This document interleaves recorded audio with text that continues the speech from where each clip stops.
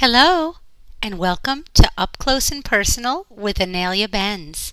I'm your host, Helene Lipson. For our listeners not yet acquainted with Inelia, she was born in Chile and entered this world directly from source energy without any karmic debt, and she came into this life with a sense of knowingness on a pure mission.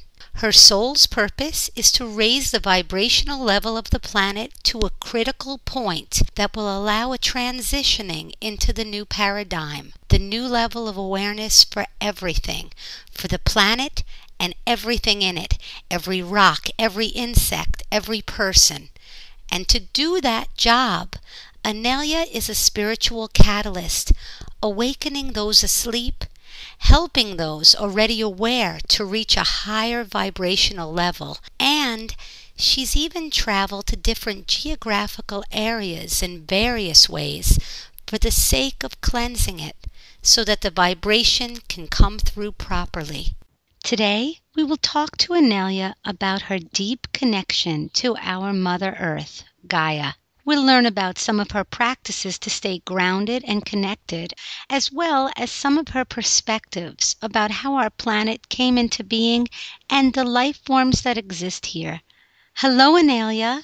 Hi, so good to be back. Oh, so good to talk to you. I would like to start by hearing about your experience and your connection with Gaia, the Earth, as a living, breathing entity. Yeah, the connection is a really interesting one because I never really felt very much connected to Gaia in any particular way.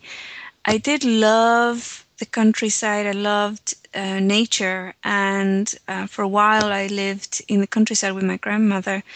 And I would go out into the fields and just sit there. And in a way, it was a very unconscious, or I didn't have the distinction of saying I'm connecting with Gaia now, right?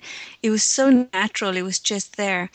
But that very powerful connection of really communicating with Gaia as an entity, that came in much later when I could say even just a few years ago when she came back really at a conscious level.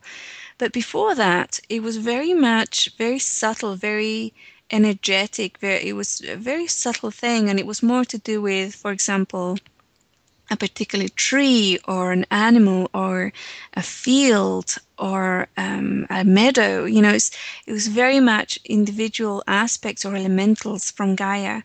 And the connection with Gaia herself didn't come in until 2010. Hmm. So before that, it was mostly like you just observing the beauty of nature or connecting with animals. And then what happened in 2010 for you? There was an incident or like a very particular thing that happened. While I was having my meditations, I would see this Native American lady, and she was quite small, very dark. She didn't have front teeth, and she would look at me and she would say mushrooms, right?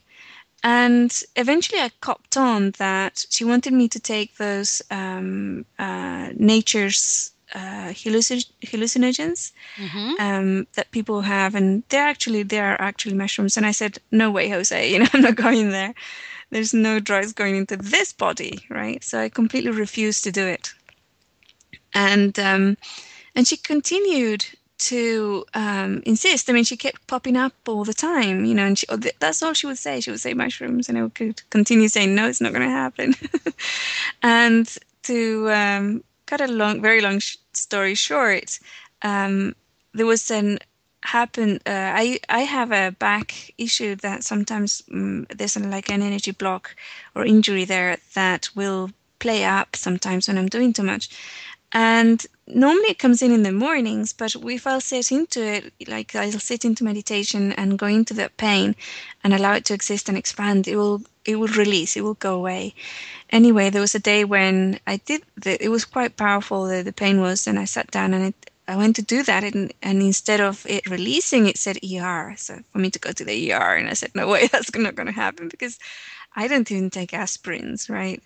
I don't go to the doctor unless, it's like yearly checkup or something. And so that wasn't going to happen. But yeah, it just got worse and worse and worse. Around 5 o'clock in the morning, I was rushed into hospital. My body had gone into shock from the pain. So they pumped me with a ton of different chemicals. The first one they tried was morphine. It didn't do anything. Then they tried something else. And the third one they tried, the whole thing just wham, it went away. The pain went away. And she appeared right in front of my face in my inner eye. No, like it wasn't like physically appeared. And she said, mushrooms, like with a big smile. And I thought, oh my goodness, that's not right. If I had known that it was this important, I would have taken them. But anyway, what happened was I got a huge download from Gaia, and it felt very much that the information that came through was that the energy of Gaia had gone into like a sleep, so that we could have, as a species and the planet, because she was having the same experience, have a dual light-dark experience. In order to have a light-dark experience, the person has to be asleep. And she came in really powerfully that she came back. So she was again here consciously. She was here in a very conscious manner, and that she was giving power back to women. So that threw me into a huge investigation after I got better, after the toxins left my body. It took 3 days of being exceedingly sick. And once I got better, I started investigating. And yeah, and then so that was a very, very powerful experience with regards to Gaia. And it was interesting that she wanted to do it through one of her pharmaceuticals, one of her own chemicals. When I investigated the chemical they gave me, the very last one, it is actually extracted from mushrooms. So yeah, it was interesting. Or I don't know if it was mushrooms, but one of a plant. Like I think it was mushrooms, Right. but it was a plant that it was extracted from. And so that was a very, very powerful experience of feeling her here, and feeling my body had a huge reaction to it, because obviously my body is from Gaia. All our physical bodies are from Gaia. Even if we have genetic material from other species or ETs, our physical bodies, our daily physical bodies are from Gaia, because we ingest matter from Gaia every single day to keep it alive. Unless we've stopped doing that, unless Hmm. we're talking about a breatharian or a sun gazer, somebody, or other practices that you don't no longer need to ingest physical material to keep your body alive. It actually is one of our physical bodies are part of Gaia, and my physical body remembered that disconnection that happened several thousand years ago, and the sadness and the abandonment feeling from it. And then when it came back, it remembered that reconnection and coming back, and the ability for the physical body to communicate with Gaia directly. It remembered all that. So it was a huge reconnection. Now there was another instance as well when I had a very deep connection with Gaia, and it was, funnily enough, it was after watching the movie Avatar. I'm sure you're familiar with the movie Avatar. Sure, yeah. Right. And it was several things happened. Like, normally when an entity, whether it's Gaia or higher self or one of our guides, wants to communicate with us, we will get lots of messages from different locations that are actually the same message. Right, the same message, but it comes in through different locations. And I talk about this on my website at ascension101.com. There is an article about it. And so I was watching the movie, and after the movie, there was like that remembrance at a very physical and emotional level of the physical body saying, I remember a time when we as a species, or we as individuals, the physical bodies, would connect with Gaia at that level, the same level that they show in the movie. And there was like a longing and a remembrance.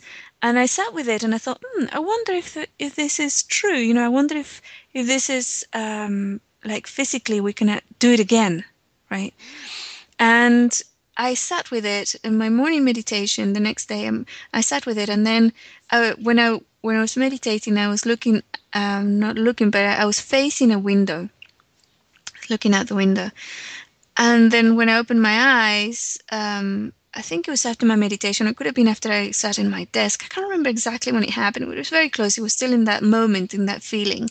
I look out the window, and there's the biggest, hugest hawk that I had ever seen in my life, sitting on top of a tree in my yard. And I live in a suburb in Sacramento, so that's quite unusual.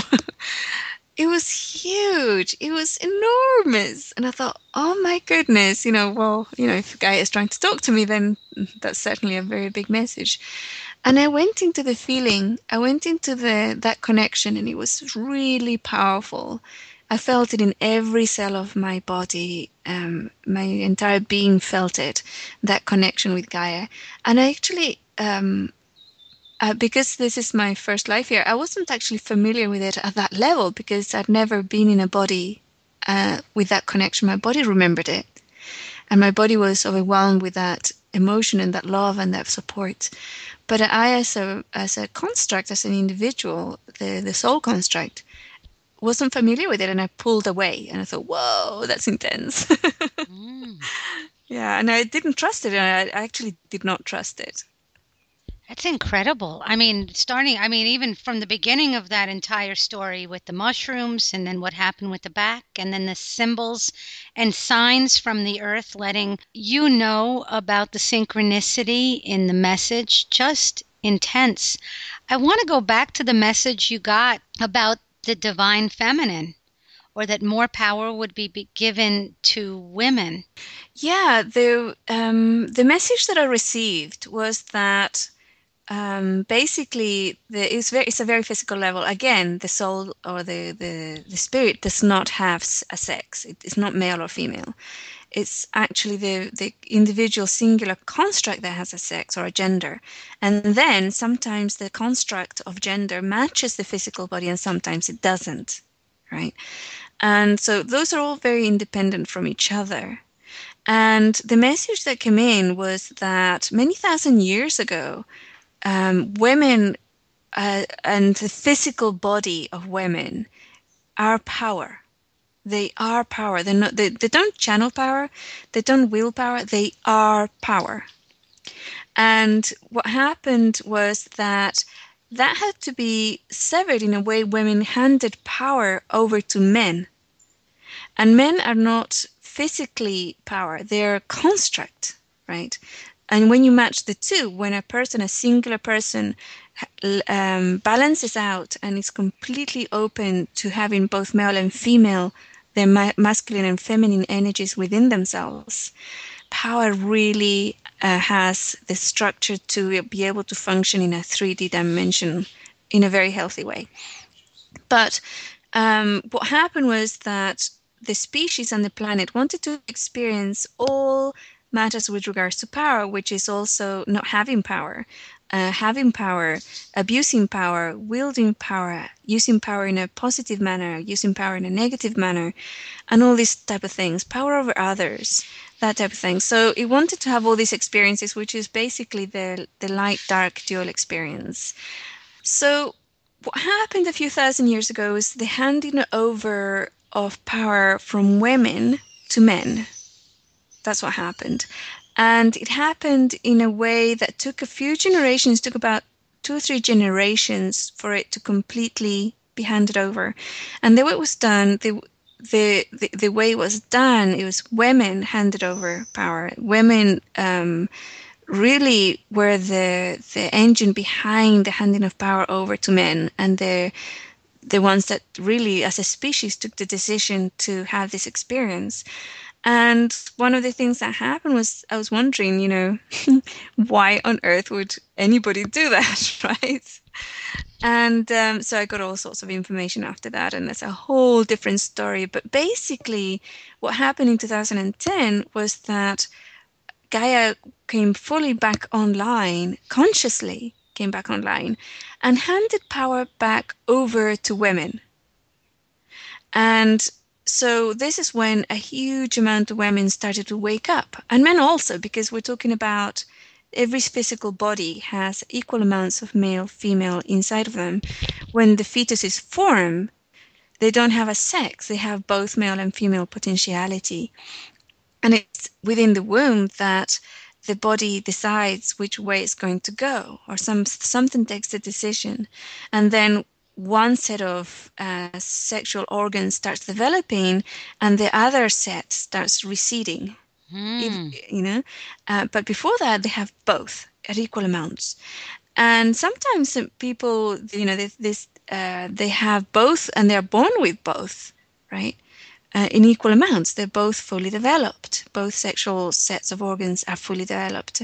And then all sorts of messes come up when, the parents try to do the right thing Mm-hmm. and remove one of them. And often, sometimes happens that they remove the wrong one.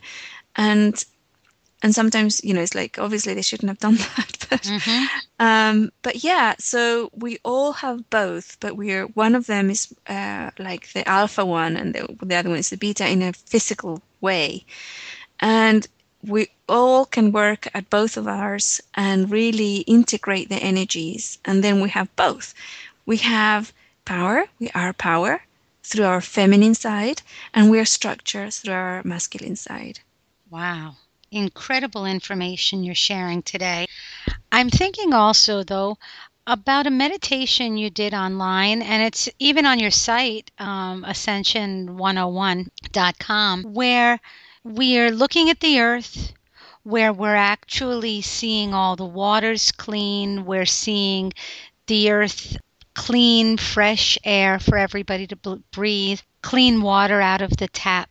When we do a meditation like this collectively, I'd like to know first how you came up with this particular meditation. I'd like to hear how this came to you, and also the impact that it has when all of us do such a meditation together. Yeah, the impact is that our construct as a human being, our humaneness, our human construct, the physical body, which are independent from us, they're elementals, they're earth beings, and our soul or spirit that comes into that body, which is eternal and doesn't really need a body to survive or live or exist. When those two join, we create a kind of machine, you could say, that creates the physical world. It creates the physicality, the expression of divine energy in a physical level, at a physical level. And when a human being concentrates or looks at something, they create it. They literally create it. If you focus on something very much, that's what you're going to create. And it's very, very specific. So when us as a species, and the meditation came through, it just comes through. It was a request by Gaia and the higher council, not the higher council, the planetary council came in with that request, and they said the words basically, and I was just tapping into that. But basically, when you have several hundred, several thousand people doing one meditation throughout time space that has a look and sees the earth clean of pollution, for example, we create that. We literally create that, and we bring in whatever technologies, support, or beings that can help us accomplish that. But we as a species have to make sure, we as a species have to take the decision and do it, basically. Incredible, incredible information you've shared with us today. Thank you so much. Is there anything that you'd like to say on a closing note about your connection with Mother Earth, Gaia? Yes, one of our things that we can all do, it doesn't matter if you think you're from another planet, because your physical body isn't. Your physical body's star is the sun, and your physical body's planet is the earth. Even if you have, if you're a hybrid, if somebody hybrids are listening in and they know they have genetic materials from other planets, the main building block, even if the genetics are from another planet, the building blocks is from Gaia, is from this planet, and the body is from Gaia, is Gaia's baby. To really sit and allow the physical body to reconnect with Gaia. And you can do it in baby steps by reconnecting to a plant, to an animal, to a tree, to the sky, to the sea, to a stream, to a river, to something that represents earth to you, to a rock, to a crystal, and reconnect and have the intention to reconnect, to have the intention for your physical body to reconnect with Gaia. And you will do a huge, huge service to both your physical body, to Gaia, and to our species. Ah, beautiful, beautiful closing message. And thank you so much, Anelia. And thank you to all of our listeners as well. This is Up Close and Personal with Anelia Benz. I'm your host, Helene Lipson. Till we meet again, love, light, and blessings to all. Namaste.